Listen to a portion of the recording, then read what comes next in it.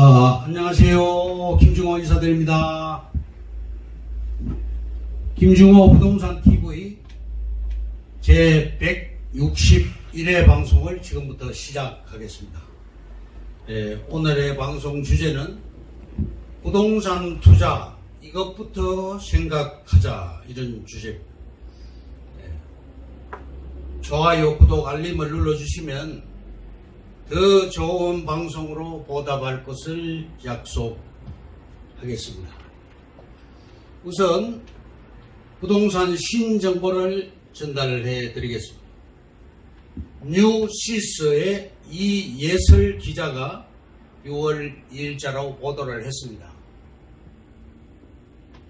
운명의 6월 1일 잠실동 인근 부동산 돌아보니 양도세 최대 75% 부과의 매물 잠김 우려까지. 팔 사람은 다 팔았다. 집 주인들이 감복이 돌입했다. 이런 내용입니다.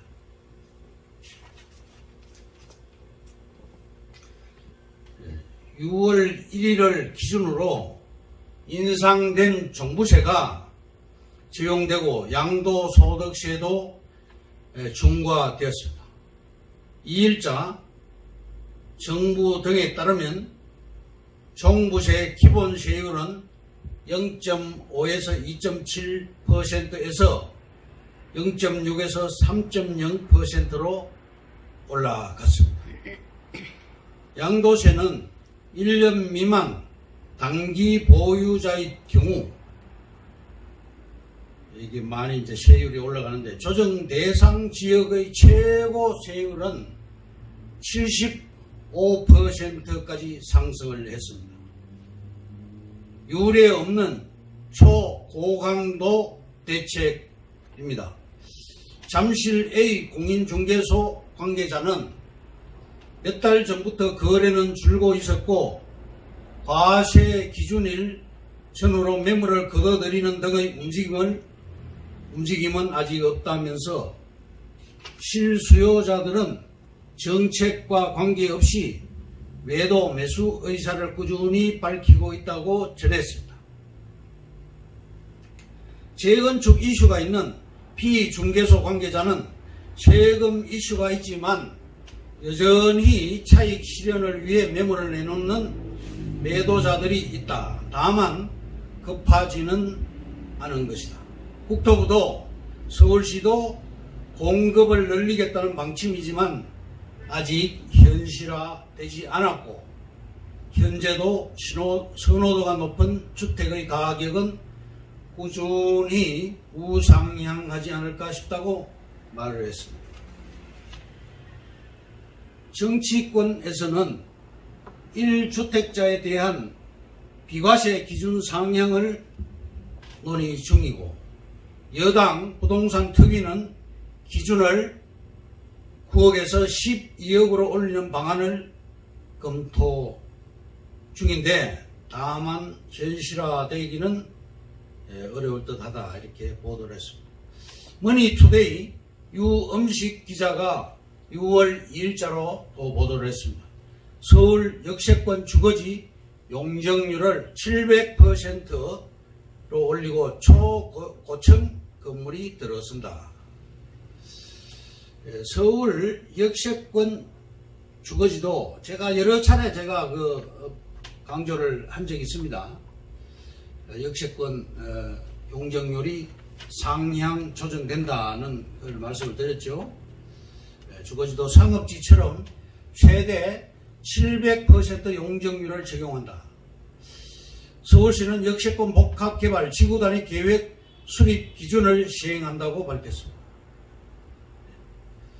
국토계획법 개정으로 올해 4월 말부터 역세권의 지구단위 계획을 준주거 상업지, 주거지역까지 확대 적용할 수 있다, 이렇게 말을 했고, 역세권 반경 250m 이내 준주거 2, 3종 일반 주거지역을 고밀도로 개발 가능하게 되었습니다.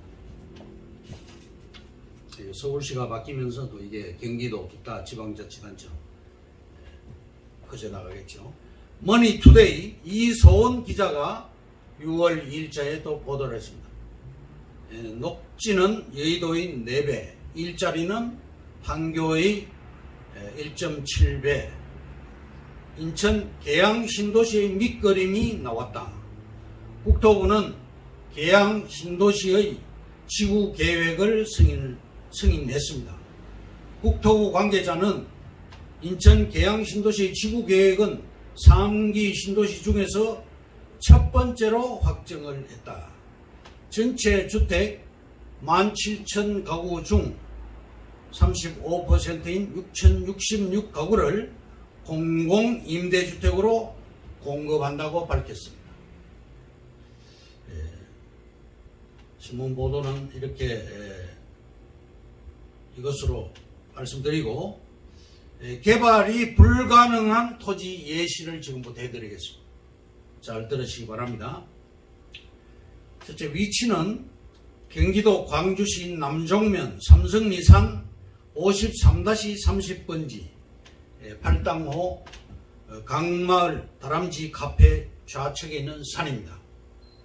임야인데 면적은 약 8만 평이고 용도는 도시지역 자연녹지 일종 일반 주거지 일종 지구단위 계획구역 대로 2류 접한 임야입니다. 대로 2류는 4차선이죠. 여기까지는 말하자면 용도가 아주 좋아 보이는데 지금부터가 문제입니다.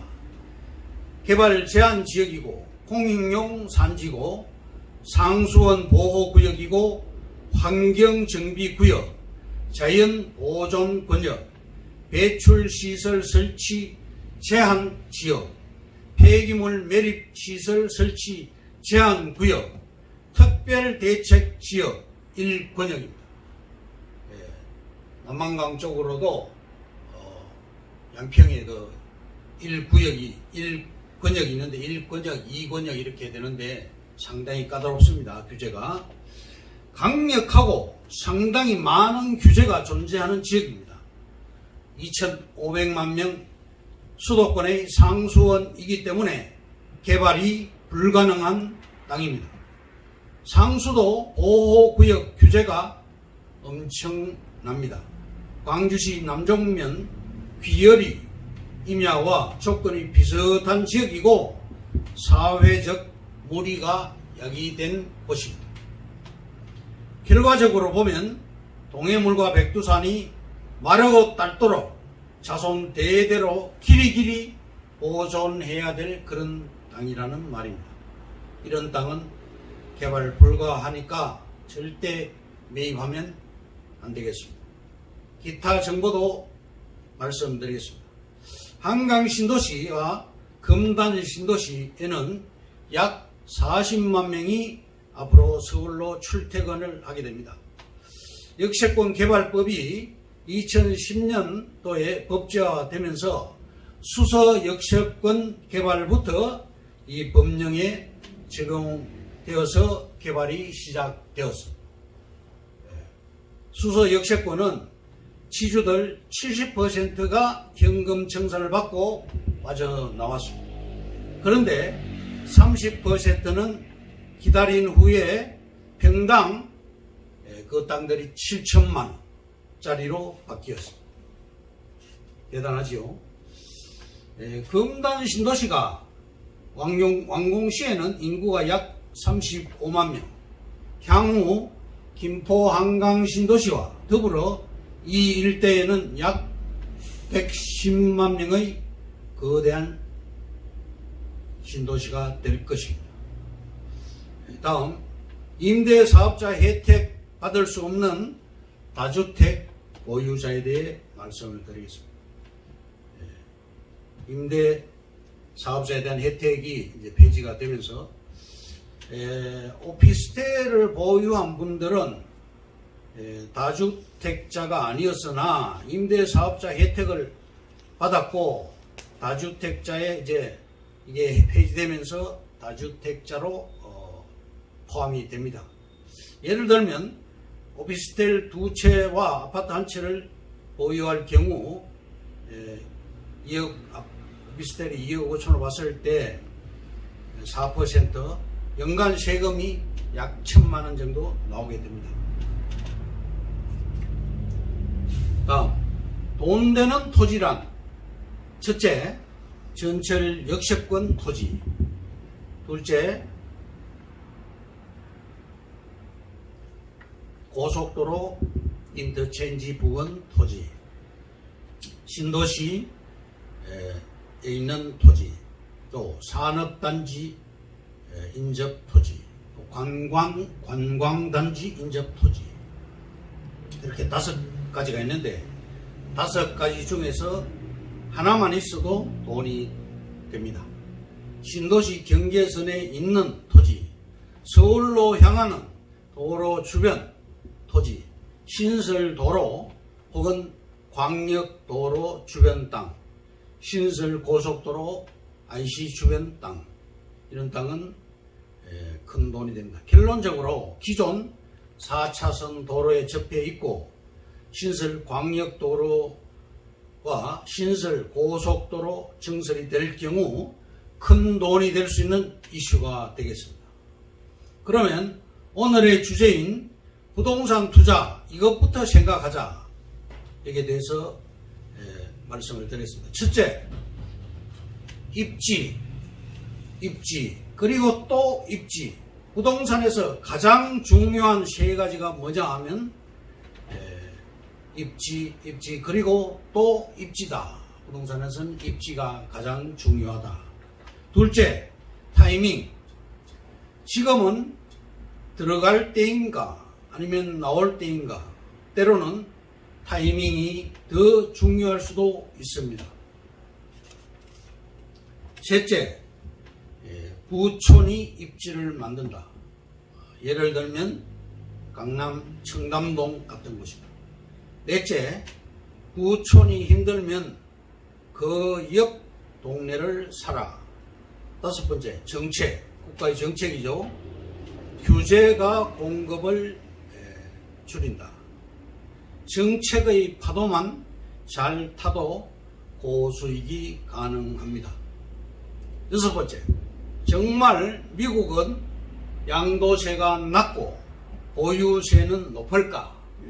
이런 질문에 대해서 우리나라는 둘 다 높죠. 양도세도 높고 보유세도 높습니다. 그런데 미국은 집값과 상관없이 양도 차익에 따라 개인은 50만 불까지, 부부는 100만 불까지 비과세입니다. 예를 들면 20억짜리 집을 2년 후에 30억이 되어서 매도를 했을 경우 미국에서는 세금이 제로입니다. 그런데 우리나라는 약 2억 4천 정도가 부과가 됩니다. 7번째, 변화무쌍. 한국의 부동산 세금 정책은 변화무쌍합니다. 다주택자에 대한 중과세가 지금 시행되고 있죠. 따라서 똘똘한 한 채를 선호하게 되었습니다. 8번째, 주거용 토지는 느낌이 좋아야 한다. 땅의 특성이 부정성, 부동성, 위치의 특정성 이렇게 들 수가 있겠는데 주거용 토지는 느낌이 좋아야 되겠습니다. 9번째, 도로, 전철역, 고속도로, IC가 내 땅 옆에 인접해 있는가? 도로는 또 서울로 가는 최단거리 길목에 있는가? 이게 중요합니다. 이것으로 김중호 부동산 TV 제 161회 방송을 마치겠습니다. 감사합니다. 김중호였습니다.